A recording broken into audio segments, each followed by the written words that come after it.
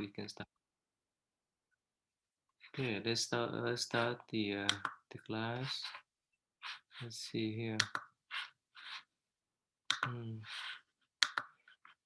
Yeah, Miss Tang Yu, could you read, please? Yes, Tay. At that time, the world-honored one spoke to the great assembly. Now I say to you, great Malgalyana, here will present great Malgalyana here will present various kinds of articles as offerings to 8,000 Buddhas, paying honor and reverence to them. After these Buddhas have passed into extinction, for each of them he will raise a memorial tower measuring 1,000 yojanas in height and exactly 500 yojanas in width and depth. It will be made of gold, silver, lapis lazuli, seashell, agate, pearl, and carnelian, with these 7 precious substances joined together. Numerous flowers, necklaces, paste incense, and powdered incense, incense for burning, silken canopies, streamers, and banners will be presented as offerings. After this has been done, he will also make offerings to 210,000 million Buddhas, repeating the process. Should I continue, Thay? Yeah, I think that's enough. Yeah, thank you. Okay. So the Buddha is saying that Moggalliyana will be providing offerings to thousands of Buddhas, referencing them, paying honor and respect to them, and each of these Buddhas go into extinction. So upon their completion, he will raise a tower to memorialize them, and each of the tower will be well decorated with the 7 precious stones, and along with that there will be lots of incense and flowers. So a great show of respect and reverence and honor based on the offerings that he presents to each of these Buddhas that go into extinction. And he will also make offerings to 210,000 other million Buddhas continuously. So he will be repeating this over and over and over again to endless amounts of Buddhas in reverence and in honor. So you know about this monk, Moggallana, his famous one. You recognize him? I do recognize the name. Can you say his name in Vietnamese, Thay? Is he the one that is very highly respected for his mother? Yeah, Mục Kiền Liên. Mông Kieng Liang, yes. Yes, I remember the story that he, if I remember correctly, his mother made a huge mistake to the monks. The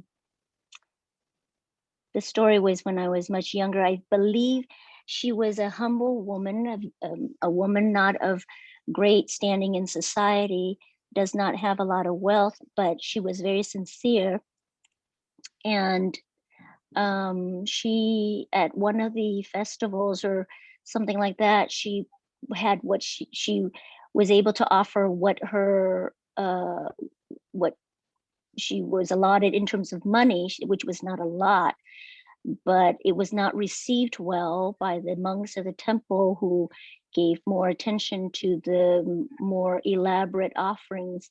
And I believe she was angered by that, and then she went home, and I think she made another, she cooked up some offerings, but it had, was it animal products in there? I don't know if it was dog products. That is what I remember.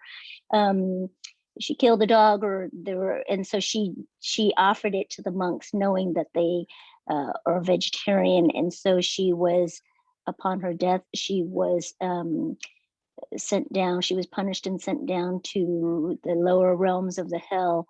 And he is known as a very respectful son, and he went to the ends of the earth to be able to redeem for his mother, and because of his extreme filial piety, the Buddhas took pity on him, and so I believe his story is that he is known to be a very filial son that dedicates his reverence to find his mother and to pray for her so that she can redeem herself and escape the hells. Yeah, thank you. Yes, Mr. Nguyen, you like to ask something about his life? He's very famous one. Yes, thưa thầy. I think the explanation is already enough from Mr. Teo. And then I just want to add that every year we have this. I don't know when is the full moon in July or Before Umplambama yeah festival, yeah. yeah Vulang, yeah. yeah that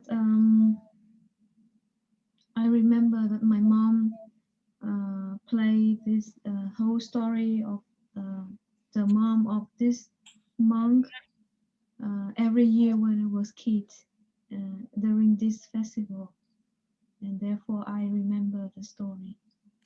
Yes. Thank you. Yeah, Mr. Thân Tử, you remember about this small monk story? No, thầy, I did not. Yeah. About Thân Thiền, you recognize him? You wash my hands. Yes, yeah, more of I do know this monk. I can't remember whether he stand on the left or right side of the Buddha. So I'm very surprised to hear the story about that this monk's mother cook meat for the other monks to consume. This is very new to me because I never heard this story before. So what I heard about the story that Morgana's monk's mother was very stingy in the past life, and that she so when the monks walked to her house and she didn't give out the food or make a donation to these monks. She got become very stingy.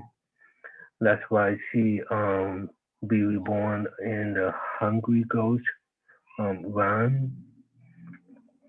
So this is the story that I heard about. For this monk, I know that he is a foremost in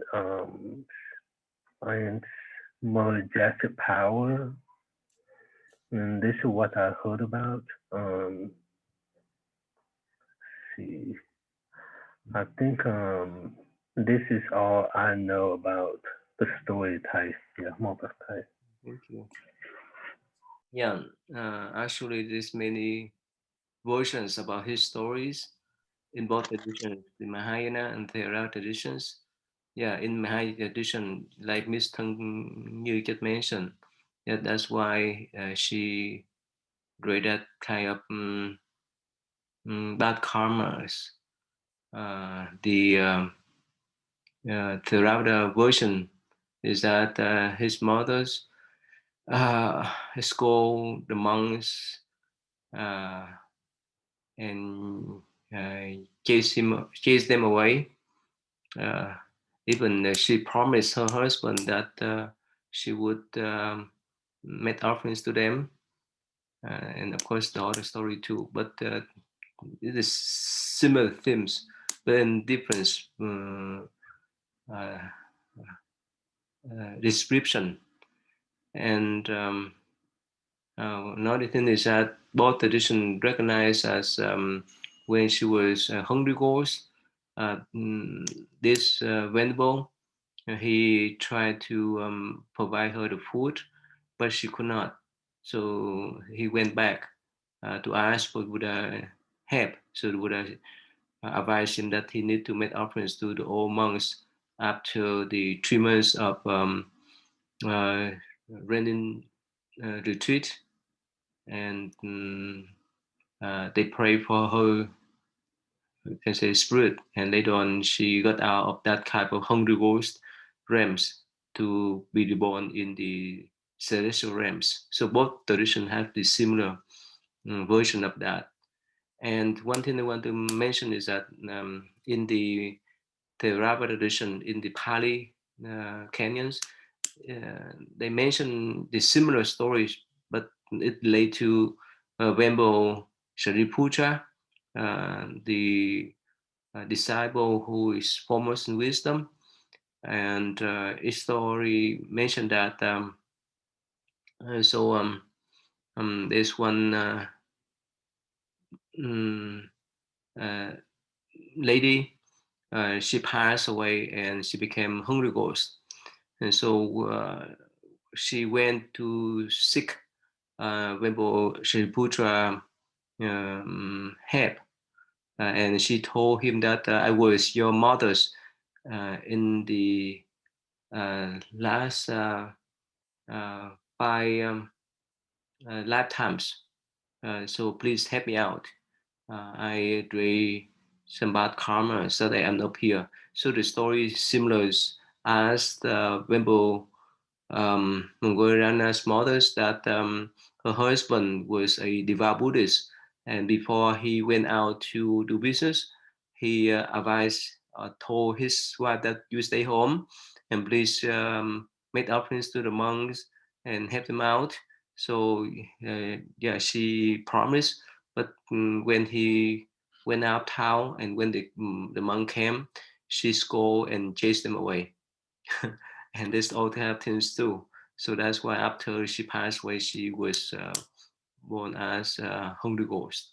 So that's why she came to seek help from Vembo Shriputra. And Vembo Shriputra asked a local king to make offerings on his behalf to the holy monks. And those holy monks pray for his mother's spirit, and after that, she was reborn in the heaven. So I think Miss Tammy, you may find this kind of story is very strange for you, right? What do you think? Yeah, it's pretty strange. Yeah, especially when it led to prayer, right? That it doesn't talk much about the meditation, right? Most of the time in Buddhist tradition, that we will not rap much about the prayer, right? Mm. So what do you think, Miss Thang Yu? What do you think?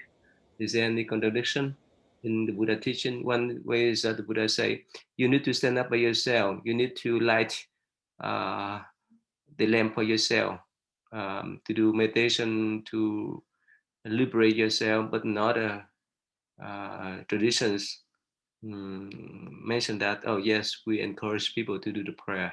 What do you think? Um, I, I believe that there's a reason why the monk Moggallana was born in that household for a reason. So there's definitely a connection. So whether or not his mother was wise enough to know the difference, definitely she must have had some sort of positive karma or blessing enough to have a child that is able to um, not only help her escape the hell, but I'm sure after that helped her to learn more about Buddhism and about compassion, and in that way provide a seed for her to continue on with the learning. So sometimes things don't go in the order that we expect it to, but sometimes it goes backwards, sometimes it goes forward, sometimes it doesn't follow the pattern that we usually expect. But to me, the most important thing is that through his sacrifice, he was able to save his mother, and she was able to be reborn in the celestial realms. And in that way, she's able to learn more about Buddhism and to continue on. But one thing I do have to ask is, and it's always bothered me ever since I was a child and hearing this story, and I thought how unjust it was. I don't know the gist of how true the story, all the details that I heard was, but I always thought in my mind when I was as young as I always thought that it was not fair that this woman was able to just donate and offer as much as she could, but was regarded less than or less important than the other people who had more to offer or who were more affluent. And I thought that that was just so unbecoming and unexpected of the temple. So I do not think that that was meant to be the case, but in my young person's eye and in the just, I just thought that there was lack of justice of that for that woman, and wondered why she was the only one that was punished for that, as opposed to everybody else who looked down upon her sincere offerings. Yeah. Oh, thank you. Wow, that's a very good question. Let me share with you, Miss Tammy. Most of us know, but this one is the image of Hungry Ghost here. This is the monk here. You seen that before, Tammy? No, so this monk. So this is her models. And this Hungry Ghost here, they have a small throat and big belly. And again, we cannot see them with our flesh eyes. We cannot see them unless we have some sacred power, like the monks. Whoever has a sacred power could see them. They kind of ghosts, but they're hungry. You can say they're homeless people. Right? So they have big belly and small throat here, and whichever thing they put in their mouth is become fire that burn their mouth. So that's here. So that's why you see that here. So the monk pray for those hungry ghosts. All right. So what do you think, Mr. Thân Nguyen? What do you think? Can you respond to that question of this Mr. Như? Yes, thầy. I think the whole lesson learned from the story is that it's not what we offer to the other, but it's the intentions that we have with what we offer. So there are also stories in Buddhism that there was a very poor woman, but she offered everything she had, even a small bowl of rice with already not to able to eat anymore, but she have received a lot of merits because she with her whole everything what she have with the very good intention to save the other, and for this mother is other way around. She offer the sangha with a very bad intention, so that bring her the karma from her own mind. It's about the mind and the matter. So I think that that is the whole meaning behind this story, and therefore in Buddhism there is a lot of story like this to teach us and to teach the Buddhist not to be envy and to be too much angry, because we really tend to think everything around us is real. It's too much real. Yeah, that's what I understand. Thank you. How about Thân Thiện? So you recognize my questions. So the Buddha's in most of his teaching encouraged us to do meditation so that we could calm our mind, to have the wisdom to solve our own problems. But when we read this kind of story related to this venerable, so it's emphasized on the prayer that could help his mothers to be reborn into the heaven from the Holy Ghost realm. So is there any conflict? What do you think? Thương Thiện? Yeah, I think we can do both ways. If we can try our best to practice this way, we can practice to cultivate our mind so that we can have wisdom, and we can be develop compassion and loving kindness. And we can also do the other way also, to pray for others. That's a way that we can enhance our compassion and loving kindness so that we can do a better practice in meditation. Because I think if we do both ways, it's help us in a good way, in a better way, so that we can be able to develop the wisdom and uncover the Buddha nature. Thank you. Yeah. Yeah.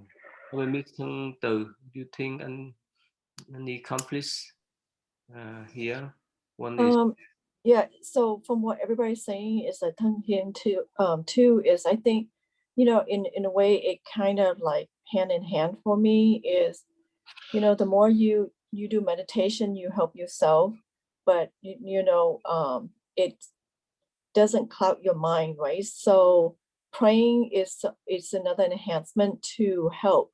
So let's just say if you meditate and you are able to have a sound mind and it helps us to be better, that's great. But there will be time of fears and you feel helpless. So this is when praying comes in, and I think it kind of help. So it kind of it's like I look at like a pie. So you have a segment, like meditation is one segment and praying is another segment. So I feel like it's a complete pie. So I think I don't think it contradict each other. I think it's kind of like complement each other. Tammy, what do you think? Yeah, I agree with what she just said. I think meditation is more going within and helping you to learn how to calm your own mind and to kind of be more in control in your choices and decisions.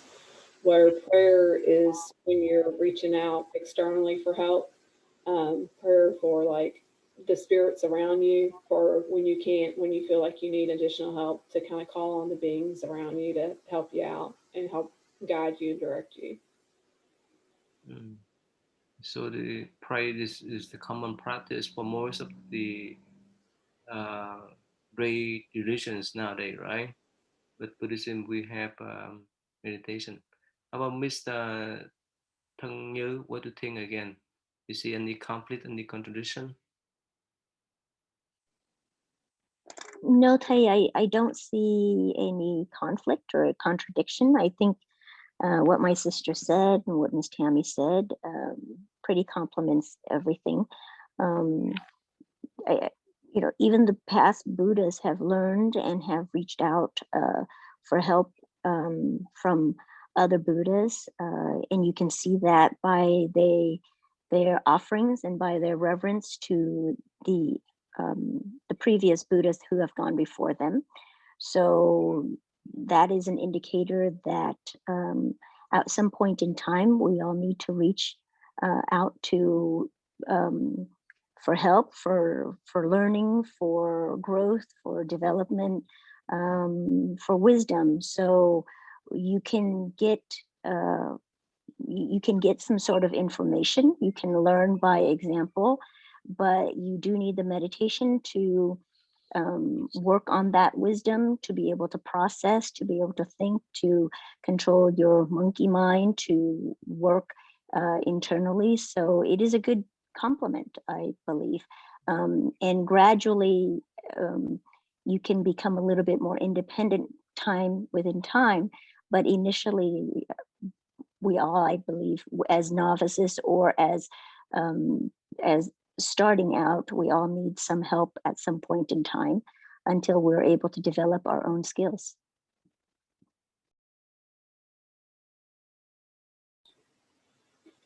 I think it's important also to have meditation before you have prayer, because growing up Catholic, like I didn't understand prayer. Everybody would say, pray, you know, pray to God, pray, pray, pray, but I never was taught how to pray other than just like the words, the different prayers that they taught you at church. So I never understood, like when they said pray, you know, what are you actually doing? But through meditation, I think learning meditation has helped me to like really go within and gain peace. And so now when you say to pray, I understand it better. So I think you have to have the meditation and really truly to be able to learn how to pray efficiently. I think that's a great point, because in growing up, when we were taught to, oh, go pray or remember to pray, we forget and we pray for our personal gains. So that's the interesting part, is when you say that we have to learn how to pray, is like, what are you praying for? And I think sometimes it is, you know, it's self-benefiting. It kind of goes at that part is a little bit contradictory, right? I know I know I myself pray for my loved ones and pray for this and that. And you know, we have to remember that we should not just pray for our personal gains, our self gains, but yes, it's what is it that you are praying for eternal, you know, for peace, for wisdom, for compassion skills, for the benefit of others, for, you know, the health of the whole of humanity. What is it for versus, you know, some, please let me win the lottery, or please let me, you know, have these personal gains. So I think that is a really important point. Yeah, thank you. So again, we can see that if someone really focus on the subject of meditation, like focuses on the breath,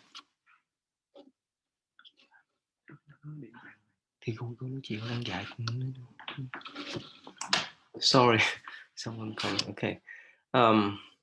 So if someone really focus or concentrate in the subject of meditation, they calm the mind, they clear all the confusion, and it is similar.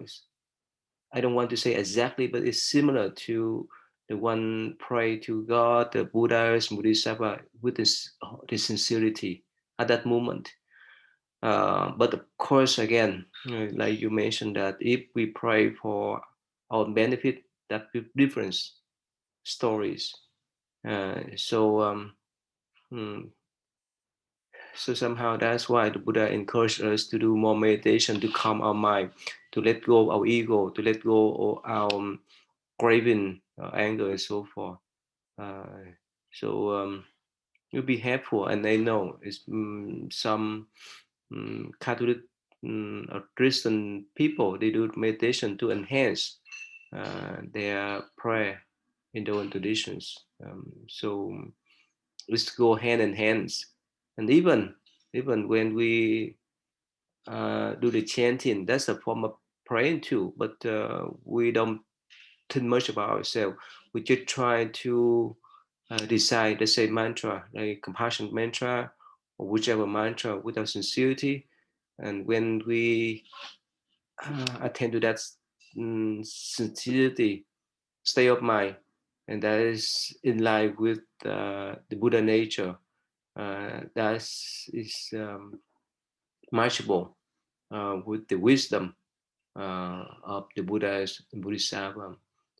So that's why we can get the response from them because of their vows.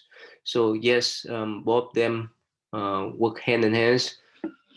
In meditation, we do by ourselves. We can bring our own benefit. When we do the prayer, if we pray for others, not for ourselves, that's the way that we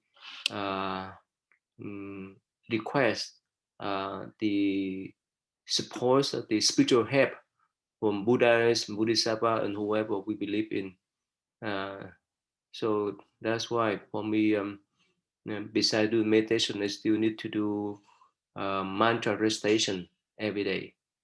That's a sort of spiritual support, spiritual blessing while we walking in our path. I mean, the spiritual path. It's like we live here. We cannot live by ourselves. We cannot survive by ourselves. We get support from others, our friends, our family members, our co-workers, and so forth. But in the meantime, we are the one who decide our own fate, own paths. But at the same time, we get the support from others. Sometimes we get stuck. We could get the support from other people. But no matter what, we are the one who need to have our own path. That means we need to stand up by ourselves. We need to put all effort by ourselves, and other people could help us. If we don't, no one can help us. So again, yeah, that's the idea. We have to put our own effort first, and to receive the support from others. So the prayer is a form of external support that we may get from others. So that's understandable, right, Tammy? Yeah. Okay. All right. Good then. Let's see here. And that's why the Buddha say the Buddha told this rainbow that because of his mother's heavy karma, his alone could not help her. So that's why he requests all the holy monks to pray for her soul, for her spirit. Okay, so let's now move on then. Let me see here. Let me go back here.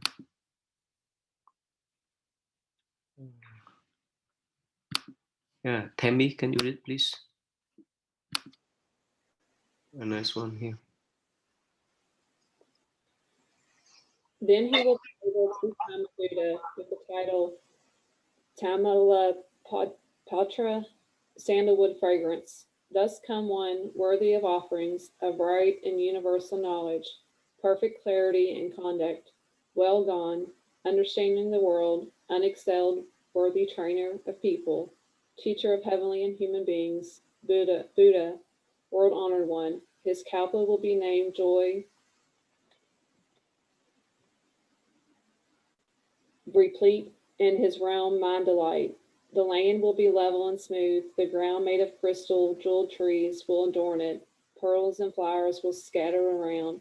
Everywhere will be pure and clean, and all who see it will rejoice. There will be many heavenly and human beings, and the bodhisattvas and voice hearers will be immeasurable in number. That Buddha's lifespan will be 24 small kalpas. His correct law will endure in the world for 40 small kalpas, in his counterfeit law for 40 small kalpas. So he's given a prediction of his next life and all the joys that will be around, including his word living on for many, many kalpas. Yeah, thank you. So you see, all Buddhas has 10 titles, right? Third come one worthy of offerings. Okay. Teacher of heavenly and human beings, unexcelled worthy, trainer of people, and so forth. So those are the 10 titles of every Buddha has, not one, but every Buddha. All right, so Thân Nguyện, please.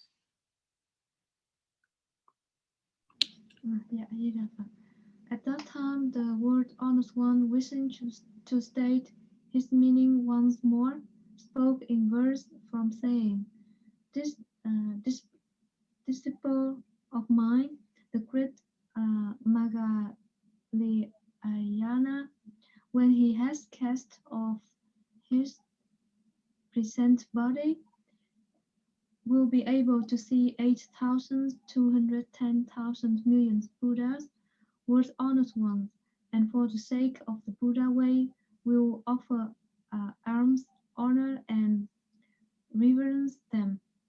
Where these Buddhas are, he will constantly carry out Brahma practice, and for immeasurable kalpas will uphold and embrace the Buddha law. When these Buddhas have passed into existence, we will raise 7 euro towers with golden implements to mark the spot of all time and flowers, incense and music represents as offering in the memorial towers of the Buddhas. Step by step, he will fulfill all the duties of the Bodhisattva way, and in the land called Might Delight, will be able to become a Buddha named Tamalapatra, Sandal Good Fragrance.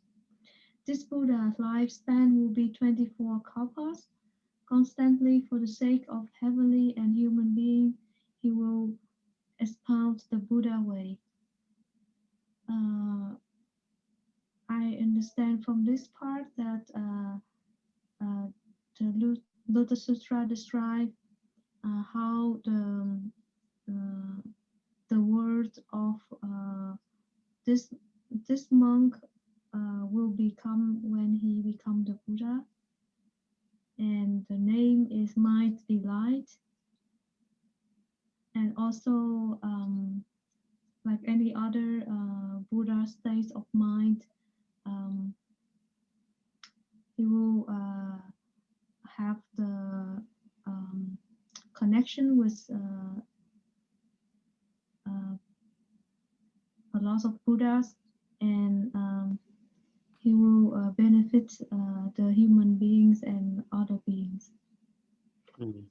Thank you. Okay, good. Let me move on then. Yes, Mr. Thân Tư, please. Yes, taste. Voice hearers innumerable as Ganges sand, with a 3 understanding and 6 transcendental power, will display great authority and virtue. Countless bodhisattvas will be of firm will, diligent in effort, and with regard to the Buddha wisdom, none will ever retrogress. After this Buddha has passed into extinction, his correct law will endure for 40 small kalpas, and his counterfeit law will be likewise. My various disciples, fully endowed with dignity and virtue, number 500, and everyone will receive such a prophecy. In a future existence, all will be able to attain Buddhahood. Concerning the causes and conditions of past existences, as they pertain to me, and you and I will now reach, you must listen carefully. Guess that there will be 3 understanding and 6 transcendental powers that will display great authorities and virtue. The Bodhisattva will have the wisdom. Will let me think about this. So when the Buddha that will become extinct, there will be correct law that will endure 40 small kalpas, and counterfeit law is going to be the same. there will be various disciples that will have 500. I guess this is the part I'm not sure about, is that the disciple is will have virtue, and there's a number of 500 that will receive prophecy. So I'm not sure about what that's pertaining to. And then the other thing is that, basically the future existence that they will all be able to attain Buddhahood.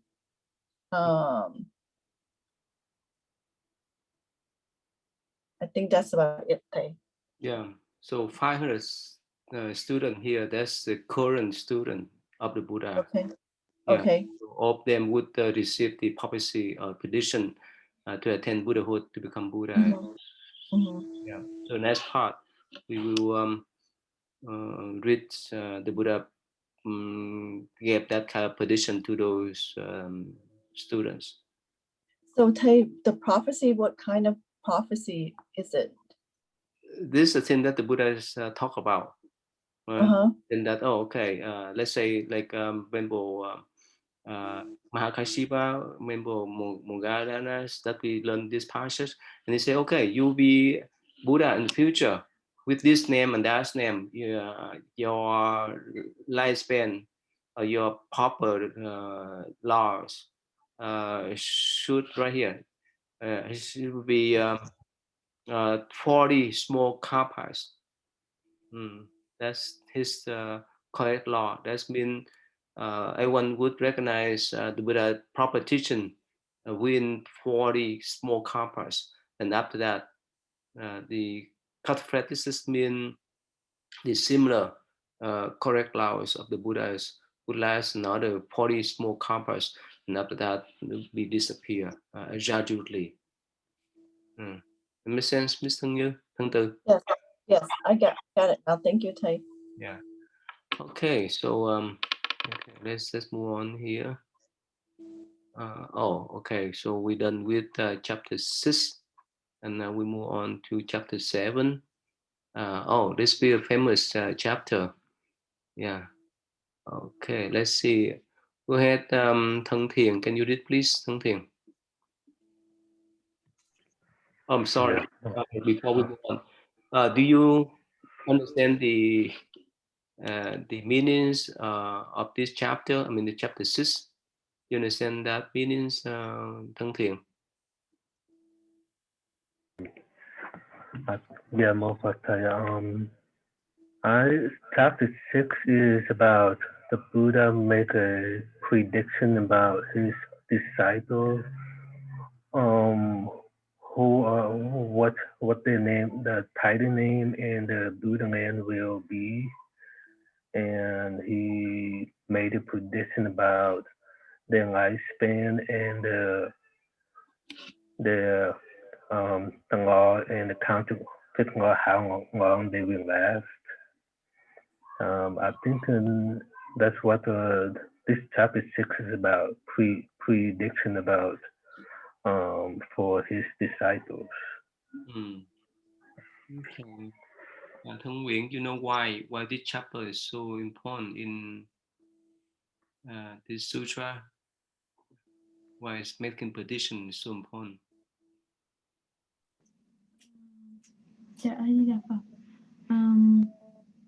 I believe that at the beginning of the Lotus Sutra, there was a chapter saying that not all the students of the Buddha at that time believe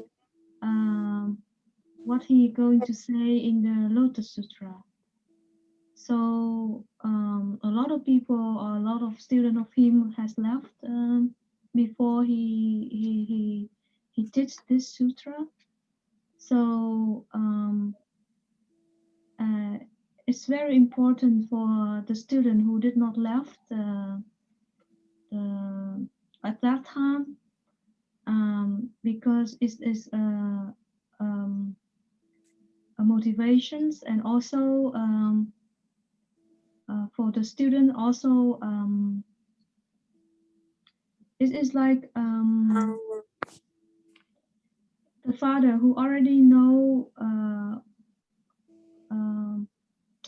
who already know the characteristic of every of his child, and he know where and what can every child of him become in the future. Sorry for that.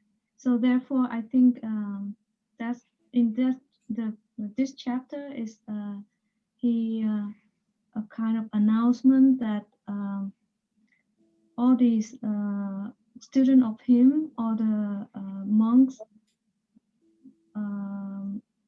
will have their own assignments and their own Buddha lands in the future. That's what I understand. Thank you. Mr. Tư, what do you think? Why is this chapter so significant in this sutra? To be honest with you, Tay, I'm not sure. How about you, Mr. Thân Như? I believe this is the first time where his disciples are able to know their prediction. For the previous chapters where the older disciples or the older monks were saying, we are old, we have been continuously, focusing on the emptiness, the thoughtlessness, I think they were just going through the motion. They didn't know that there was anything that they were teaching and they were praying, but it felt like it was for other people. It was for other bodhisattvas. It didn't seem like it was anything significant pertained to them. They were going based on just the faith, including Shariputra, who said, I'm just going, and the Buddha even recognized that in Shariputra, he's saying, I recognize that you, even with my teaching, you were going through it by blind faith. And in this prediction, in this chapter, the things that he's predicting, now he's saying that this is for you. The things that I'm teaching, it's possible for you and you will get there. So in that way, for his disciples, for his devoted disciples who have gone through this, who have studied with him, it gives them such a huge hope that they will eventually get to where they want to go. And it is not just an endless path. There is a goal in sight, and they will all have, since they were given their prediction, that means they will all become Buddhas. And this is significant for them because it's something that is, again, they never thought that they could have it. They never thought that they could achieve it. They thought it was something that was meant for somebody else, not for them. So when he made that prediction, this was the greatest gift that they could have. And it gave them such hope that they are heading in the right direction. And that's how I understood it. Yeah, Thân Thiên, what do you think? Oh, me Thay. Yeah, what do you think? No, I'm sorry. What do you think? Why this chapter is? I'm sorry, I asked you already, right? Sorry, I missed it. About Emmy, you understand that? Why this chapter is so significant, right? Yeah, I agree 100% with what she just said, but wanted to add that not only does it bring great delight to the disciples because they know it's possible and they're going to become Buddhas, but it can bring great joy to everyone. Because the possibility is not only known for the way I look at it is, if Buddha's sitting here telling a select few disciples and predicting their future and telling them that he knows, this has happened and you're all going to be Buddhas, then the disciples that he doesn't call out, but are surrounding the ones that were named, they know it's possible for them too, because they're so like the other disciples. I mean, they're all friends, they're all partners. So it's easy to transfer that later on as they keep building their merits and their strength, that it would be possible for them. And then, because when the selected disciples that he does call out, when they were born, they were not great disciples of Buddha. They were just regular people, just like everyone else. So you can just take that on down the line to me and you, that it's possible for everyone. This chapter makes you realize that not only can they be called out, but everyone in the end, it's possible. Yeah, thank you. Like your two children, right? Let's say let's say when you take them to see a doctor, and you may say, oh, one day, David, you will be the doctor, right? He may not, he may not understand what you're saying, right? But later on, if you give him that kind of encouragement, who knows, right? He will be a doctor or some great people in future. Yes, because when somebody outside of yourself tells you they see something in you, then it kind of pulls it out and you can see it clear and be like, oh, maybe, you know, I never thought of that, but yeah, maybe I could do that. That's definitely been true for me throughout my career. Yeah. Miss Thân Tự, is that understandable? What do you think? You have any? Yes, I understand what was being said. And I agree, you know what, in every one of us, it's helpful and to get encouragement.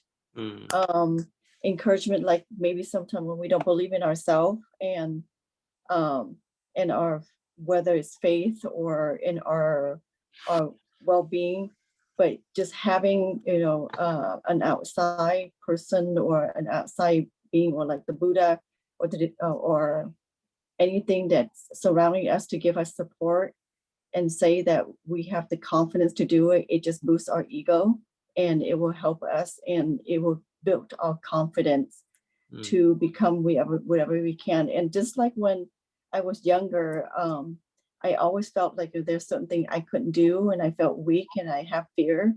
But as I get older, and taking classes, and not only that, but being around people and helping and supporting others, it kind of built your self-confidence too.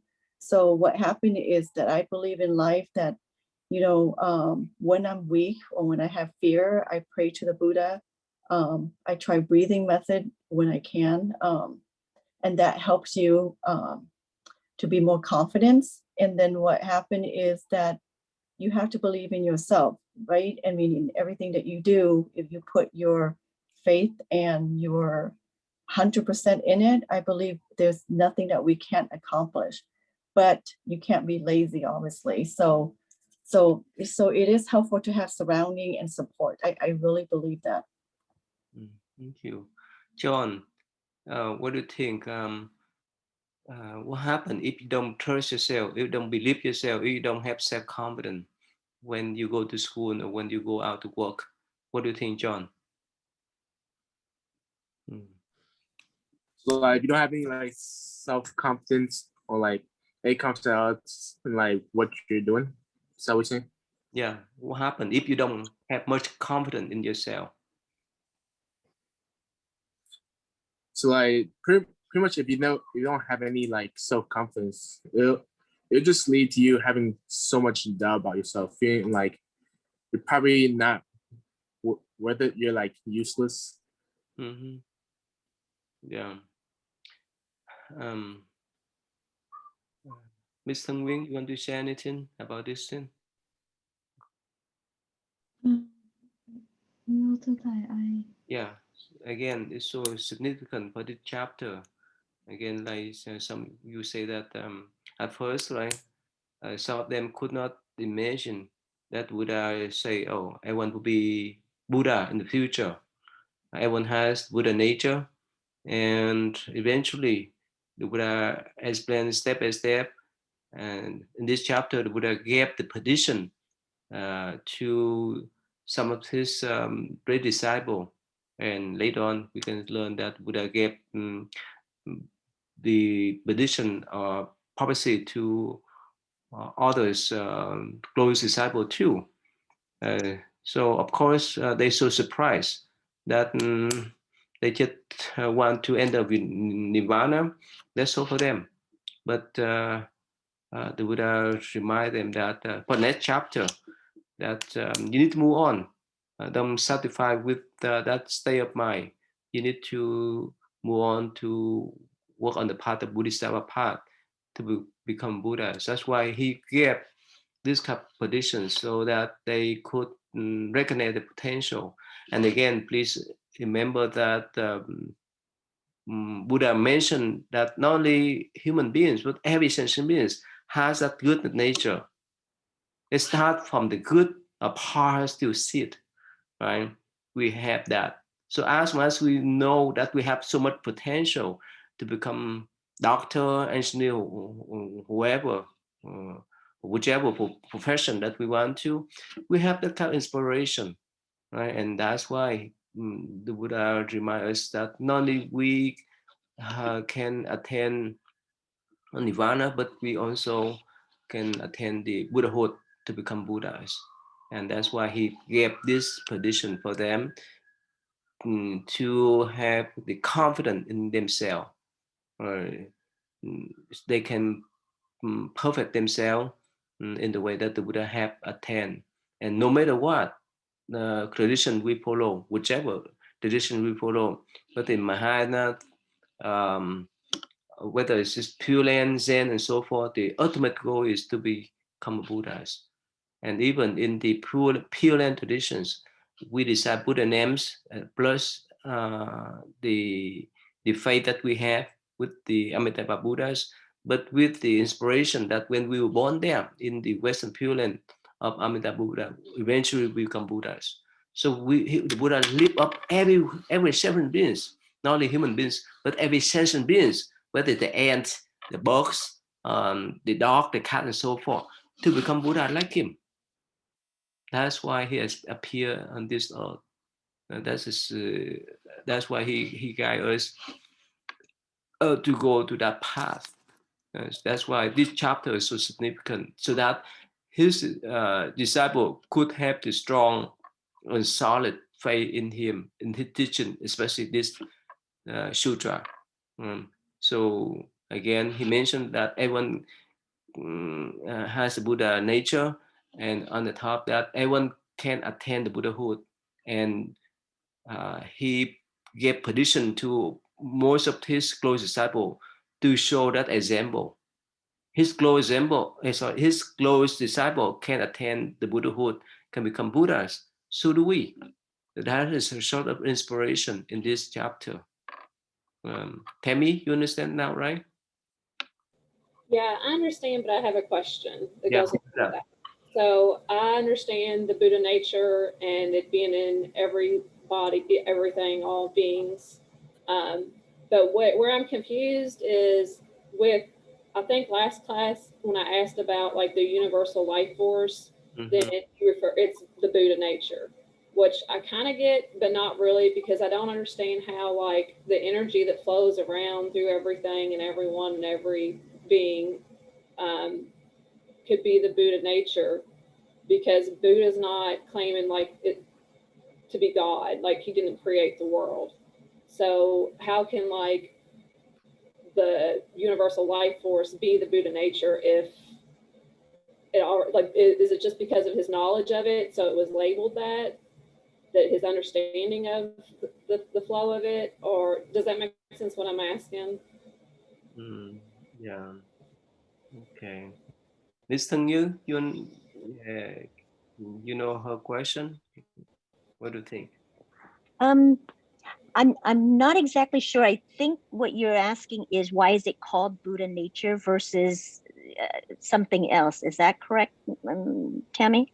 No, not really. So like it being called, I guess I'm seeing two different pieces rather than one piece. Like the Buddha nature within us, like which you could say was the divinity within, which is within us and in everything. I get that. Like I'm good with that, the Buddha nature, so that you can discover it and become a Buddha. But as far as like energy itself, like I know we are energy really, so that would be our Buddha nature, but just with the flow of it through everything, how that can be the Buddha nature is where I'm confused. That makes sense? Okay. No. About I saw something last week when I was reading, and it's there was an analogy, because we were talking about the three, is it the Dharmakaya, can you refresh that page? That's when we were talking about that. We talk about the three bodies of Buddha. The first one right. is the Dharma body. Second one is the reward body. The third one Yes. is the transformation bodies. Yeah, I think if we emphasize on this kind of three bodies, this may illustrate more, right?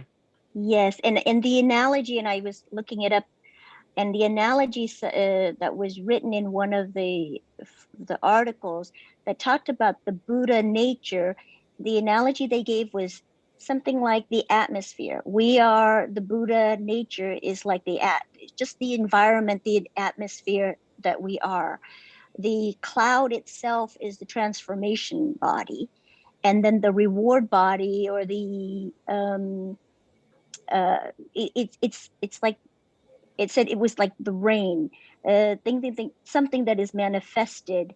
But that part was a little confusing to me, but I thought I understood it to be that when you get to the reward body is similar to how the Amitabha Buddha was at the Western land of bliss.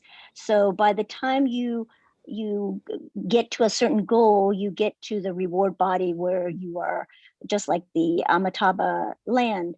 But when I understood the Buddha, the Buddha nature, it's basically just the air that we are in, the atmosphere that we are in. It is within all of us, and how we exist in that. That was my understanding of it. Transformation body was just like the cloud that is that exists in from this atmosphere. So I don't, that kind of helped me a little bit to understand that part of it. And the rain and the condensation and the sun and all that stuff, there was another explanation of it. But the energy that you're talking about, Tammy, my understanding of it is it's just within all of us, and it's the potential that is within all of us. So and perhaps maybe I'm not understanding it deep enough to understand your question as well. Okay. That's helpful. I think the way you just said it is the energy. I mean, you can't claim the energy in your body, so it's not really the Buddha nature within you. It's just flowing everywhere. That makes more sense, I think, how you explain it. Okay, I think let me give one example about these three bodies. Let's say everyone has a wisdom, right? And that is what they call the Dharma body, right? You understand, Tammy? Wisdom everyone has. Of course, it's different way that we see things, but that just generalize, okay? And let's say I know how to make cars or airplanes, right? So because of my wisdom, right, I know how to make the cars. I know how to make the airplanes for me to fly. So when I make the cars, the airplanes, whichever product I produce, I gain the benefit, again the profits. So like Bill Gates, he developed Microsoft, right? So he now become billionaires. That's the reward body of his work. Make sense? Make sense now? So his transformation, you can say that body is like his products, but reward bodies mean his billionaire, and Dharma bodies mean the wisdom that everyone has, depend upon how we view things, how we recognize things in the way that we have that abilities. It makes sense now, Tammy? Yeah, that makes sense. Okay. Okay. Mr. Thân Tư, Thân Nguyên, you have one thing to add about this? No, Thầy. I don't have anything else to add. Thank you, Thầy. Yeah, I don't have anything to add to that. Thân Thiện, is clear, Thân Thiện? What do you think? Yeah, I don't have anything to add. It's yes. Okay, thank you. Yes, it's so significant. As long as you understand that kind of three bodies, it could explain further after Buddha passed away, or how we obtain to that state of mind and so forth. All right, so time's up. So let's us finish up here today. Yeah, go ahead, Thong Thiện. Yeah, please. Yeah. Namo Sakyamuni Buddha. Namo Sakyamuni Buddha. Namo Sakyamuni Buddha. Thank you. Thank you, everyone. Thank you.